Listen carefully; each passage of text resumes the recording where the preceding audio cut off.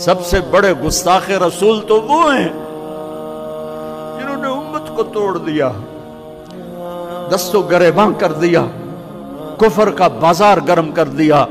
काफिर काफिर काफिर का वो किसी ने तो मुसलमान रण दे हो। हाथ जोड़ता हूं, अगर इस देश की मिट्टी की तुमने हिफाजत करनी है तो जाती तौर पे जो भी हो रहो, अल्लाह का वास्ता, अल्लाह का रसूल का वास्ता, उम्मत बन जाओ, उम्मत बन जाओ, उम्मत बन जाओ। ग्रोहों से निकल आओ, फिरकों से निकल आओ।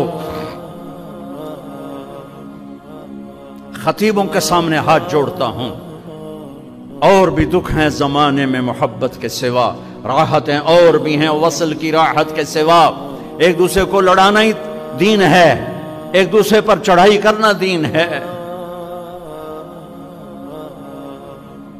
आ जाओ अजीजो, जवान बैठे हो, नौजवान बैठे हो, आओ आज हम उम्मत बनने का अहद करें और उम्मत मुस्तफा बनने का अहद करें।